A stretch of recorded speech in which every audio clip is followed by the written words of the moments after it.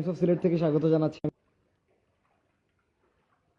অবস্থান করছি সিলেট নগরীর যে মীরাবাজার রয়েছে, অর্থাৎ মীরাবাজারের নয়াপাড়া বা উদ্দীপনা আবাসিক এলাকায় অবস্থান করছি। এই জায়গায় গত শুক্রবারের আগে থেকেই যে ভারতীয় যে পাহাড়ি ঢল আছে, সেই পাহাড়ি ঢল নামায় এখানে বন্যায় কবলিত হয়ে রয়েছেন এই যে আশপাশের যারা বাসিন্দারা আছেন।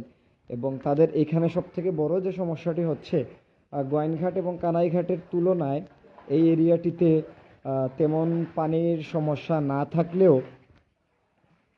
যে পানির না সরি অন্যান্য যে সমস্যা, খাবার বা এরকম কোনো কিছুর সমস্যা না থাকলেও এখানে বিশুদ্ধ পানির ব্যাপক অভাব রয়েছে। এবং আমরা এখানে কথা বলবো যারা স্থানীয় যারা বাসিন্দারা আছেন তাদের সাথে কথা বলবো এবং তাদের কাছ থেকে জানার চেষ্টা করবো যে আসলে বর্তমানে তারা কোন পরিস্থিতিতে আছেন এবং এই যে যে পাহাড়ি ঢলের কারণে যে বন্যা যেটি জমে রয়েছে সেই বন্যায় তারা কোন পরিস্থিতিতে আছেন, তারা কেমন আছেন। এবং এই এরিয়ার যে সামনের দিকে একটু আগে যে এরিয়াতে গিয়েছিলাম সেই এরিয়াটিতে আরও সামনে গেলে যত সামনে যাচ্ছি ততই কিন্তু এখানে পানি বৃদ্ধি পাচ্ছে। আমার যে মোটরসাইকেলের এক্সস্ট রয়েছে সেই এক্সস্টের নিচে পর্যন্ত উপরে পর্যন্ত পানি উঠে যায়, এরকম পানি রয়েছে। তো এখানে আমাদের স্থানীয় যারা ভাইরা আছেন, উপরের শুধু এই বাসাটা একটু উঁচুতে অবস্থান করার কারণে এখানে পানি হচ্ছে না। তো তাদের সাথে একটু কথা বলবো তাদের অবস্থা। এবং রীতিমতো তারা বলছিলেন যে আসলে এখানে পানি বৃদ্ধি পাচ্ছে বা পানি বৃদ্ধি পাওয়ার পর থেকে কমার মানে নামই নিচ্ছে না, যার কারণে মোটামুটি খুবই বিপদে আছেন এখানে যারা আছেন। ভাইয়ের একটু রাজীব হাসান ভাইয়ের সাথে একটু কথা বলবো, এ পাশে একটু চলে আসি। আসলে কি অবস্থা এখন আপনাদের, যদি একটু আপডেট জানাতেন আমাদেরকে। এখন যেটা হচ্ছে, গত বৃহস্পতিবার থেকে যে পানিটা এসেছে অনেকটা মেহমানের মতো আমাদের বাসায় থাকা শুরু করেছে। সে মানে এত বেহায়া মেহমান যে যাওয়ার নামই নিচ্ছে না। বর্তমানে যাওয়ার গতি খুবই ধীর, মানে এত ধীরে যাচ্ছে যে আমার যেরকম করে এসেছিল সেরকম করে যাওয়ার ব্যাপারটা হচ্ছে না। তো আশা করছি যে আমরা আরও 2-1 দিনের ভিতরে হয়তো পানি কমে যেতে পারে। ওই হচ্ছে, তবে পানির চারপাশে এই যে বদ্ধ জায়গা থাকার কারণে এবং আশেপাশের অনেকের বাসায় সেপ্টিক ট্যাঙ্কি না থাকার কারণে আপনার যেটা হয়েছে যে পানি বদ্ধ জায়গায় বন্ধ হয়ে গেছে। এই পানিটি আসলে মানে যাচ্ছে না কেন, কোনো আপনার কোনো ধারণা আছে কিনা বা কি আশঙ্কা করছেন এই পানিটি আরো বৃদ্ধি পেতে পারে কিনা?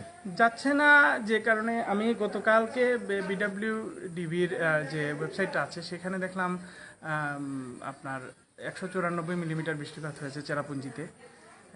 যে পানিটা পাহাড়ি ঢল হয়ে আমাদের এখানে আমাদের উপর দিয়ে যাচ্ছে। এবং তাদের এই অ্যাপসের মাধ্যমে জানতে পারতেছি যে আমাদের নদীর লেভেলটা কতটুকু আছে, আমাদের বিপদসীমার কতটুকু। সুরমা নদীও কিন্তু এখন প্রায় রাস্তার কাছে ছুঁই ছুঁই অবস্থায় আছে, বিপদসীমা একদম বিপদসীমা লেভেল। গতকালকে কিন্তু বিপদসীমা 7 সেন্টিমিটার উপরে ছিল, আজকে বিপদসীমা এবং লেভেল আছে। তবে পানি কমার গতি খুবই ধীর, এত ধীরে যাচ্ছে যে এই পানিটা যদি আরও 2-1 দিন থাকে তাহলে এই এলাকাতে প্রচুর পরিমাণে রোগ জীবাণু ছড়াবে। বিশেষ করে যে ঘরে বয়স্ক মানুষ আছেন এবং বাচ্চা কাচ্চা আছেন তাদের জন্য খুবই এটা অ্যালার্মিং একটা বিষয়। মানে বিশুদ্ধ পানির বিষয়টা যদি একটু বলতেন, বিশুদ্ধ পানি আপনার কি অবস্থা? বিশুদ্ধ পানি তো আমাদের আপনার মাধ্যমে আমি জানাতে চাচ্ছি, আমাদের এলাকাতে পানির খুবই সমস্যা। এমনিতেই আমাদের সাপ্লাইয়ের পানি আসে না, বিশেষ করে এই নয়াপাড়াতে যে অংশটা আছে এই অংশতে আপনি ওই যে প্রথম যে জায়গা থেকে পানিটা শুরু হয়েছে এবং এই এলাকায় মোটামুটি 40টা পরিবার আছে, 40 থেকে 45টা পরিবার আছে। প্রায় সবারই দেখা গেছে যে প্রতিদিনই পানি কিনে আনতে হচ্ছে, হ্যাঁ, ব্যবহারের পানিটা কিনে আনতে হচ্ছে। তো এরপরে এখন যেটা হয়েছে, কিছুদিন আগে ওই বন্যা শুরু হওয়ার ঘূর্ণিঝড় যেদিন শুরু হবে এর শুরু হয়েছিল পানির লাইনের কাজ।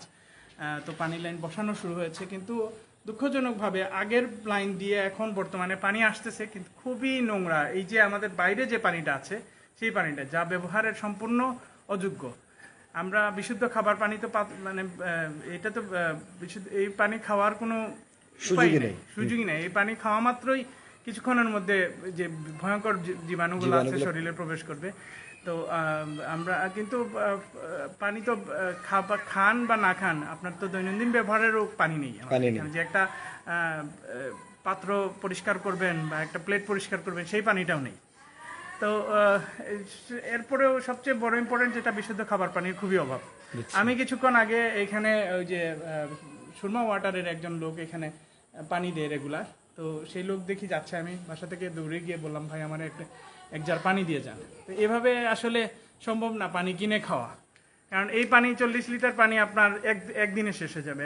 মানে পানি কিনে খেতে গেলে বোঝা যায় আসলে কতটুকু পানি পানির দরকার কদর। হতে পারে। আচ্ছা, একটা জিনিস দেখাই দর্শক যারা আছেন, এই পানিটার একটু কালার আপনারা দেখবেন, এই যে পানিটা একটু কালার দেখেন, এবং ওই ওই যে সাপ্লাইয়ের যে পানির যেখান থেকে তারা পানি সরবরাহ করে থাকেন বা যেখানে পানি থাকে পুরো করে যেখানে পানি থাকে সেই পানিটার কালারটা একটু দেখেন, একদম একদম সিমিলার, এবং এটা দেখতে আরো মানে মানে খারাপ লাগছে এরকম অবস্থা। আমরা আরেকটি ট্যাঙ্কি রয়েছে সামনে, সেটিও দেখাবো। মানে এতটুকু বিশুদ্ধ পানির অভাবে আছেন এই এরিয়ার যারা আমাদের ভাইয়েরা আছেন, তারা মোটামুটি এতটুকু পানির অভাবে আছেন যে আসলে বলে বোঝানোর বাইরে। শহরের মধ্যেও যে আসলে এরকম এরিয়ায় পানি আছে অনেকেই আমরা জানি না। আসলে আমি আসলে নিজেও জানতাম না, আপনার যে ফেসবুক পোস্টটি দেখে আসলে জানলাম যে আপনারা এখনো পানি বন্ধ দেন। তো ভাবছি যে আসলে হয়তো একদিন পরে পানিটি নেমে গিয়েছে, কিন্তু আদৌ কিন্তু মানে আমি যারা অডিয়েন্স যারা আছেন তাদের কাছ থেকে আসলে জানতে চাইবো যে আসলে আপনারাও জানেন কি না যে আসলে এই এরিয়ায় পানি আছে বলে। আমি যতটুকু জানি যে আসলে কেউই জানেন না যে আসলে আপনারা পানি বন্দি আছেন। আমরা 2022 সালে যখন পানি এখন তো অনেক নিচে আছে পানি, 2022 সালে প্রতিদিন আমার বাসায় 6টা সিঁড়ি আছে, প্রতিদিন একটা করে সিঁড়ি ডুবতো। মে মাসের প্রথম যে বন্যাটা হয়েছে প্রতিদিন একটা করে সিঁড়ি ডুবতো। জুন মাসের যে সারা সিলেট যে বন্যাতে ডুবেছে সেটা ডুবে গিয়েছিল, এবং মানে এত দ্রুত পানি বেড়ে গিয়েছিল যে আমরা সবাই আতঙ্কিত হয়েছিলাম। এরকম বন্যা আমরা আগে কখনো দেখি। এইবারও যে পানিটা এসেছে, পানির ঢোলটা খুবই দ্রুত এসেছে, কিন্তু যাওয়ার নাম নিচ্ছে না। এখন কর্তৃপক্ষের কাছে আমার আকুল আবেদন থাকবে যে আমাদের এই পানি জলাবদ্ধতা প্রতি বছর হচ্ছে, এটার নিষ্কাশন যদি শহরের একটা শহর রক্ষা বাদ দিয়ে হোক বা নদী খনন করে হোক, অথবা ড্রেন পরিষ্কার রেগুলার করে হোক, মানে কোনো না কোনো একটা উপায় বের করতে পারবেন না। এখানে আমার চেয়ে অনেক জ্ঞানী মানুষরা আছেন, দায়িত্বরত আছেন, এবং আমি জানি বাংলাদেশের প্রত্যেকটা মানুষই দায়িত্বশীল। দু একজন প্রত্যেকটা জায়গায় একটু সমস্যা করে থাকেন, কিন্তু বেশিরভাগ মানুষই দায়িত্বশীল, এবং সবাই তারা যদি দায়িত্বশীল না থাকতেন আমরা আরো কষ্টের মধ্যে থাকতাম। বুঝছি। এখানে আমাদের আরো দুইজন ভাই আছেন, একটু আপনাদের সাথে কথা বলি তাহলে। আচ্ছা, বাইরের ট্রেন থেকে একটু প্রথমে কথা বলি, সিলেটি ভাষাই বলেন। মানে কি অবস্থা এখন আপনাদের এরিয়ার এখানে? খুবই ভাই খারাপ অবস্থা। তো বাসার তো পানি নাই, আর এই মোটর দিয়ে পানি টানলে আপনার বন্যার পানি, ময়লা পানি উঠে। ময়লা পানি। আচ্ছা, বাড়িতে অবস্থা? আমরার তো পানি নাই, আমি বৃষ্টির পানি সংরক্ষণ করে চললাম বুঝছি। আসলে বেশ কয়েকটা দিন ধরিয়া। আর তো বাইরে নিয়ে জানার পানির তো এটা দুর্গন্ধ, এটা মারাত্মক লেভেলের। পানির ফাড়া দিলেও পাও চুলকায়, এখন না ফাটতে পারেনি লাগে বাজার সদাই তো করার লাগে, ঠিক আছে, ওই লাগে যাওয়া আর কি। আর আবার আসি খুব কষ্টে আছি, কারণ এই এরিয়ার মানুষের খবর আসলে খুব একটা জানে না এই এরিয়ার খবর। সুবানীঘাট ও সাইড কাভারেজ করিয়া যায় কি, সুবানীঘাট যতুর ফুট সবাই সবাই দি লাইভ করেন নিউজ করে, কিন্তু এই সাইডে যে মানুষ ভুক্তভোগী কেউ খবর হইতে না। আপনি আইসনের লাগে জানলা, তাহলে মান পাবলিকে জানলেও না যে আমরা যে কত কষ্টের মধ্যে আছি। জি, ভাই নামটা? রনি। রনি ভাই। আচ্ছা রনি ভাই, ধন্যবাদ আপনাকে। এবং একটু সামনের দিকে যাই, পানির অবস্থা কি এরিয়া একটু দেখাই। আসলে এই পানি থেকেও কিন্তু দুর্গন্ধ আসছে, এবং ভাই বলছিলেন যে আসলে রাজীব ভাই বলছিলেন তিনি যে আসলে যে অবস্থা, সর্বশেষ অবস্থা, তিনি বিভিন্ন বাসা বাড়ি থেকে বমির আওয়াজ পর্যন্ত শুনতে পারছিলেন, লোকজন এতটুকু অতিষ্ঠ। এবং এখানে সেফটি ট্যাঙ্কির একটি এগুলো কালো ময়লা, সেফটি ট্যাঙ্কির ময়লা বলে তিনি বলছেন। তো এখানে আসলে না থাকার কারণে এই ময়লাগুলো বের হচ্ছে। বুঝছি, আরো সামনেও আসলে তাহলে এই ময়লা থাকতো না। কিন্তু সিলেটের অনেক জায়গায় কিন্তু পানি হয়েছে, কিন্তু এরকম কালো পানি নাই কোথাও। জি। আমি উপশহরে অনেক জায়গায় দেখলাম রাস্তায় পানি উঠেছে, কিন্তু পানির রং এত কালো না, মানে একটি কালচে রঙের পানি। এবং ভাইয়ের যে বাসার ভিতরেও লক্ষ্য করেছি যে আসলে এই পানির যে কালার, এবং ওনার যে খাবার পানি যেখান থেকে সংরক্ষণ করেন সেই জায়গারও পানির সেম অবস্থা। অর্থাৎ এখানে তাদের যে বিশুদ্ধ পানি টোটালি নাই বললেই চলে। এবং চারিপাশ যত সামনে যাবেন ওই পাশটায় গেলে একদম মোটরসাইকেলের যে এক্সস্ট যেটি রয়েছে সেটি কিন্তু মানে ডুবে যায়, আর হাঁটুর উপরে বলা যায় যে ওই পাশটাতে পানি। এবং এই দিকেও কিন্তু একই অবস্থা। আমি যে জায়গায় আছি এটি একটু উঁচু জায়গা, যার কারণে মোটামুটি কাভার আপ দিতে পারছি। যারা দর্শকরা আমাদের সাথে আছেন একটু জানাবেন কমেন্ট করে যে আপনাদের এরিয়ার অবস্থা কি। জিসান মোহাম্মদ ইসলাম কমেন্ট করেছেন পানি বাড়ছে নাকি কমছে।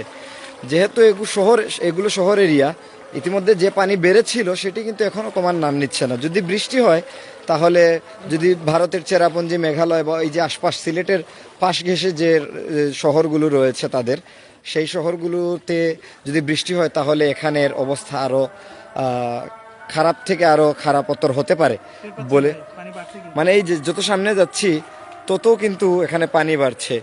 তো আপনাদের এরিয়ার অবস্থা কি, এবং এই দিক দিয়ে এখানটায় কি হচ্ছে? সম্ভবত কোনো গ্যাস গ্যাস লাইনের কোনো হবে আমাদের লিকেজ? অনেকের বাসায় কিন্তু গ্যাসের লাইনে পানি আপনার বাসায় বলছিলেন যে আসলে গ্যাস নাই। বাসায় গ্যাস নাই, আজকে 3 দিন ধরে আমরা মানে এখন সার্ভাইভাল তো করতে হবে। আমার বাসায় বাচ্চা আছে, তাদের আমরা না খাইলাম, শুকনা খাবার খেয়ে ফেললাম, কিন্তু তাদের কিন্তু ঠিকমতো খাবার দাবারের ব্যবস্থা করতে হবে।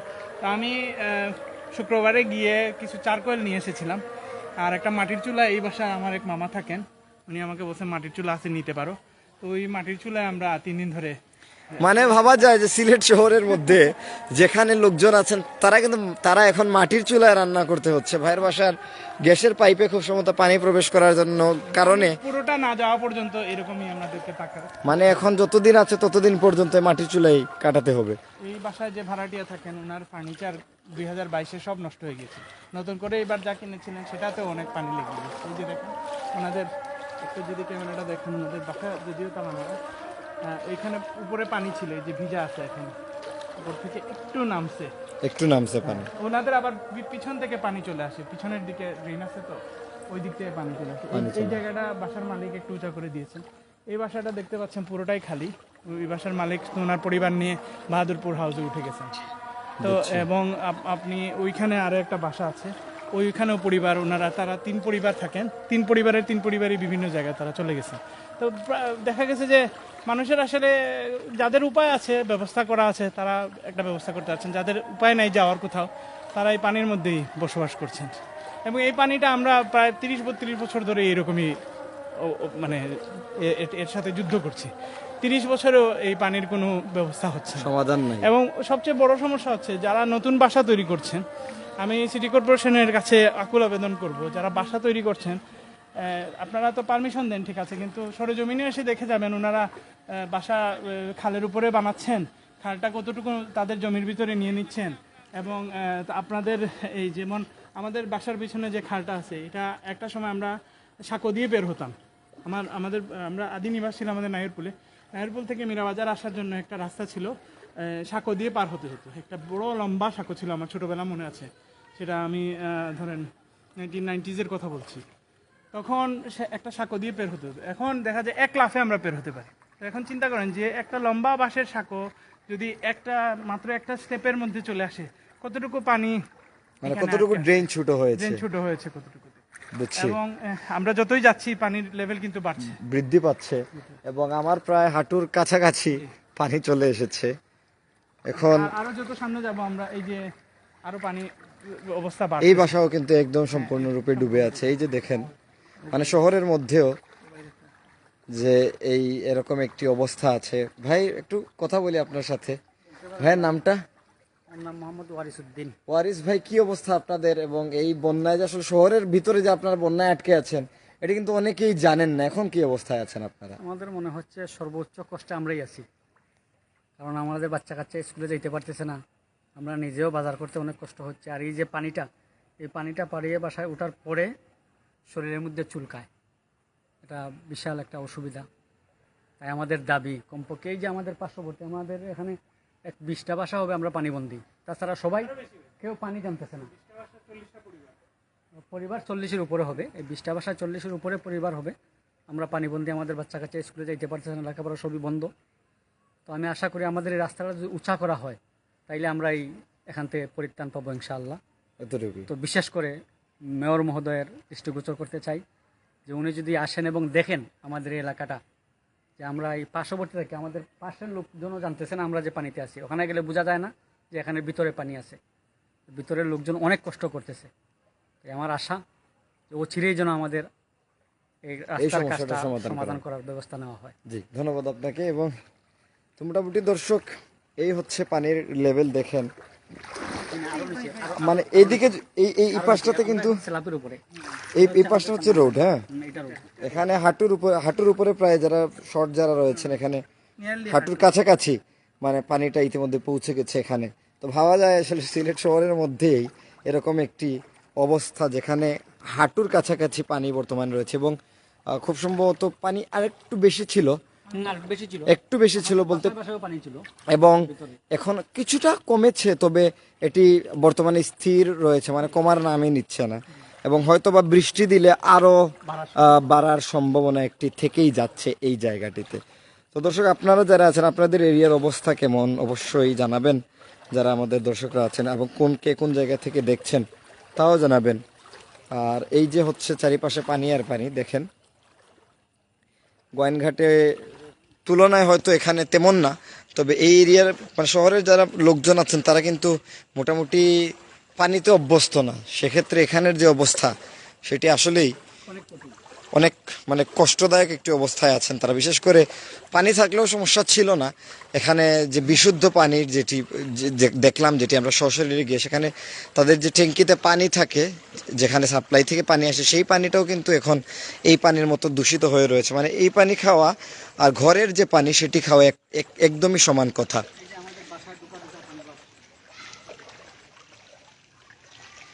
এ হচ্ছে ওনাদের বাসা, মানে সব বাসায় মোটামুটি সব বাসায় মোটামুটি পানি রয়েছে। তো একজন কমেন্ট করেছেন, সিলেট 26 বছরের অভিজ্ঞতা, টুকের বাজার থেকে এয়ারপোর্ট, মীরাবাজার, শিবগঞ্জ, মেজরটিলা প্রতি বছর বন্যার পানিতে তলিয়ে যায়, এটি লিখতে চেয়েছেন। আসলে এটি আসলে সবারই কথা, সবারই বক্তব্য। তো এই জায়গা থেকে আমরা চেয়েছি যে আসলে এই শহরের ভিতরের যে অবস্থান, অনেকে উপশহর শিবগঞ্জ, তালতলা, সুভানীঘাট সেই সকল এরিয়ার ঘটনা তুলে ধরলেও আসলে মীরাবাজারের উদ্দীপন এলাকা বা নয়াপাড়া বলা হয়, নয়াপাড়া এরিয়ায় যে আসলে এরকম অবস্থা আসলে আমরা এখন পর্যন্ত দেখি নাই যে আসলে কেউ তুলে ধরতে। তাই ভাবলাম আসি আপনাদের। সবশেষে আমাদের সিলেটবাসীর উদ্দেশ্যে সতর্কতামূলক কোনো বার্তা থাকবে কিনা আপনার? সতর্কতামূলক বার্তা যেটা হচ্ছে, আমি একটু সচেতনতামূলক বার্তা দিতে চাই। আমি নিজে যখন একটা বাদাম খাই, সেই বাদামের খোসা আমি আমার পকেটে করে নিয়ে এসে ডাস্টবিনে ফেলি। আপনারা দয়া করে পলিথিনের ব্যবহার কমাবেন এবং পলিথিন দিয়ে কোনো কিছু আপনারা ড্রেনে ফেলবেন না। আপনাদের এই পলিথিনের ময়লা ড্রেনে ফেলার কারণে ড্রেনের উচ্চতাটা দিন দিন বাড়ছে। আমাদের সিটি কর্পোরেশনের যে কর্মীরা কাজ করতে আসেন, তারা ড্রেনের ময়লা যখন তুলেন তখন দেখা যায় যে কী পরিমাণ পলিথিনের ময়লাগুলা মানে বের হচ্ছে। তা আমাদের দ্বারা সৃষ্ট আবর্জনার জন্যই আমরা কিন্তু আজকে এই পর্যায়ে আসছি। প্রকৃতি সব কিছুই ফিরিয়ে দেয় আমাদেরকে। প্রকৃতিকে আমরা নষ্ট করছি, প্রকৃতি আমাদেরকে কষ্ট দিয়ে বোঝাচ্ছে যে সে কতটুকু কষ্ট পাচ্ছে। তা পুরো শহরবাসীর কাছে আমার একটা আবেদন থাকবে, আমরা সিলেটিরা খুবই সচেতন, সব দিক দিয়ে আমরা সচেতন। আমাদের অন্যান্য অঞ্চলের চেয়ে আমাদের অর্থনৈতিক অবস্থা অনেক ভালো। আপনারা দয়া করে আপনাদের এলাকায় যে আবর্জনা পরিষ্কার করে যে যারা দায়িত্বে নিয়োজিত আছেন তাদেরকে আপনারা আবর্জনা দিবেন। একটি লাস্ট প্রশ্ন আমি জানতে চাচ্ছি, সরকারি কোনো সহযোগিতা এসেছে কিনা আপনাদের কাছে? আমাদের কাছে এইবার কোনো সরকারি সহযোগিতা আসেনি, তবে আমাদের ওয়ার্ডের যে মহিলা কমিশনার গতকালকে উনি আমাকে ফোন দিয়েছিলেন বিশুদ্ধ পানির জন্য। আমি ওনার সাথে কথা হয়েছে, কিন্তু দুঃখজনকভাবে আমাদের রোডটা পানির লাইনের সংস্কারের জন্য কাটা থাকায় এখানে গাড়িটা আসতে পারেনি। তো উনি একটা অল্টারনেটিভ ব্যবস্থা করে দিয়েছেন, আমাদেরকে বলেছেন যে কিশোরী মোহনে যেহেতু আমাদের একটা আশ্রয়কেন্দ্র খোলা আছে, আমরা যদি কষ্ট করে ওইখান থেকে পানি নিয়ে আসতে পারি, এবং উনি বলেছেন যদি আমরা মানে সম্মত হই তাহলে তো উনি গাড়িটা যতটুকু রাস্তা ভালো আছে ততটুকুতে উনি এনে রাখবেন, আমরা ওইখান থেকে নিতে পারবো। এই সরকারি সহযোগিতা আমরা তবে এখন পর্যন্ত গাড়ি আসে নাই। গাড়ি মানে আর কেউ আর কষ্ট করে কেউ বের হতে চাচ্ছে না। আমি একমাত্র আর আসলে একটু বলেছেন যে আসলে বের হলে এখানে বের হওয়ার মতো বের হলে এই পানিটা পায়ে লাগলে সরাসরি চুলকায়। ভাই বলছেন যে চুলকানি, অনেকের আবার চামড়া সেন্সিটিভ থাকে, যার জন্য এই পানিতে নামলেই দেখা যায় যে সমস্যা হচ্ছে। তো যারা আসলে সার্ভাইভাল ইয়েগুলো জানে, যেমন আমি স্কাউটে ছিলাম ছোটোবেলা, আমার স্কুল থেকে কলেজে স্কাউটে ছিলাম, আমি জানি কিভাবে কি করতে হয়। তো দেখা যাচ্ছে যে কারো কোনো দরকার হলে একটু বের হয়ে, এবং ইমার্জেন্সি দরকার হলে প্রত্যেক ঘর থেকে একজন মানুষ বের হয়ে এই কাজগুলো করতেছে। কিন্তু পানি আসলে এত দূর থেকে পানি টেনে নিয়ে আসাটা সবার জন্য একটু কষ্টকর। জি, ধন্যবাদ আপনাকে। তো আসলে এই যে ভারত থেকে নেমে আসা যে পাহাড়ি ঢল, সেই পাহাড়ি ঢলের কারণে কিন্তু শুধু গোয়াইনঘাট, কানাইঘাট, জৈন্তাপুর এইসব এরিয়ার মানুষই কিন্তু বিপর্যস্ত না, এখানে আমাদের সিলেট শহরের যারা লোকজন আছেন তারাও কিন্তু বিপর্যস্ত। বিশেষ করে মীরাবাজার নয়াপাড়া এর এলাকার যে উদ্দীপন আবাসিক এলাকা রয়েছে সেই জায়গায় আছি, তো সেই জায়গার মানুষের কিন্তু একই অবস্থা। তো সেই পরিস্থিতি থেকে এই ছিল আমার কাছে সর্বশেষ। সাথে থাকার জন্য সবাইকে ধন্যবাদ জানিয়ে বিদায় নিচ্ছি। আমি আলী হায়দার মৃদুল। আসসালামু আলাইকুম।